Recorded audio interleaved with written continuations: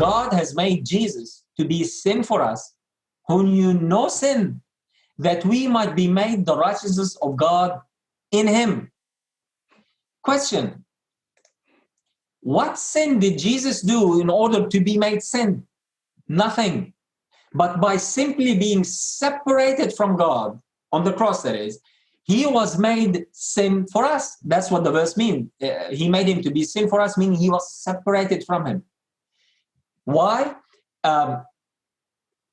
So we might be made the righteousness of God in him. That's what the verse says. What righteous behavior should I do in order to be made the righteousness of God? Nothing.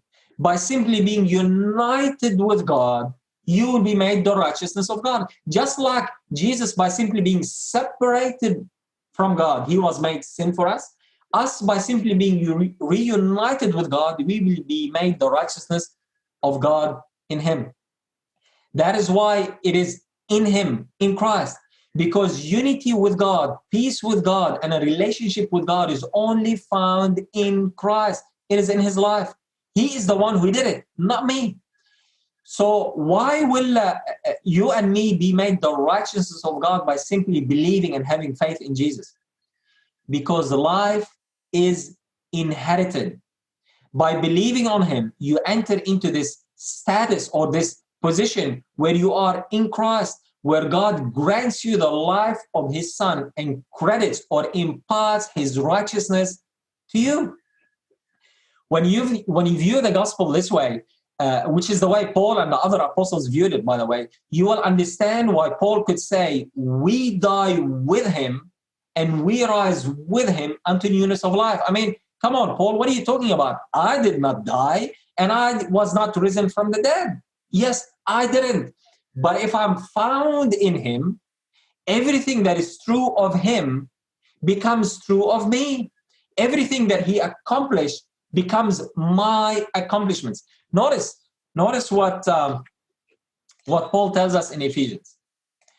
In Ephesians chapter 1, talking about Jesus, he says, which he, that is God, wrought in Christ when he, that is God, raised Jesus from the dead and set him at his own right hand in the heavenly places. This is what happened to Christ. God raised him, Jesus, from the dead. He didn't raise me. He raised Jesus from the dead, and he set him in heavenly places. Not me. He set Jesus in heavenly places, right? Now notice what Paul goes on to say in chapter 2. He says, but God, who is rich in mercy, for his great love wherewith he loved us, even when we were dead in sins, has quickened us together with Christ. He has brought us to life together with Christ. By grace are you saved, and has raised us up together and made us sit together in heavenly places in Christ Jesus. Are you understanding what Paul is saying in here? He's saying that God raised us from the dead. God has given us life. God has made us sit in heavenly places together with Christ, in Christ. What are you talking about, Paul? God never raised me from the dead. I never died. I never went to heaven. It's true. That's what happened to Christ. And if you are in him, that is your reality now. What happened to Christ happens to you. What Christ accomplished is what you accomplished. Christ's reality becomes your reality. Why? Notice what he tells us. Because he that is joined unto the Lord is one spirit. What does that mean? That means that when you and I, when we are joined to the Lord, when we accept Jesus, when we receive him and we enter into him, when we accept him in our lives, we become one spirit with him, meaning we become one life with him. We receive his life and we live his life. Whatever is in his life is ours. If he has a righteous life, and I happen to think that Jesus has a righteous life, then I become righteous by simply believing on him. If he has been risen from the dead, then I be counted as quickened or risen from the dead because he has been risen from the dead and I have his life. You see, you receive the life of Christ, who has been raised and is seated in heavenly places. And if this is the life that you have, then you are raised with Christ and you are seated with Christ because you are in Christ. What I'm saying to you is that God chose to save you in spite of you.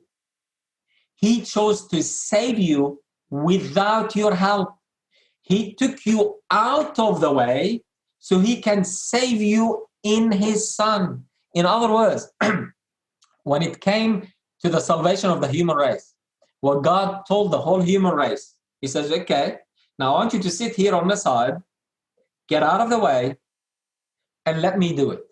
And he sent his Son in human flesh, and his Son went ahead and accomplished salvation. That's why he cried on the cross, it is finished.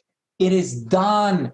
It is accomplished. The will of God has been done in humanity in Christ Jesus, not in you, not in me, not in the first Adam, not in the pastor, not in anybody, but in him, in Christ.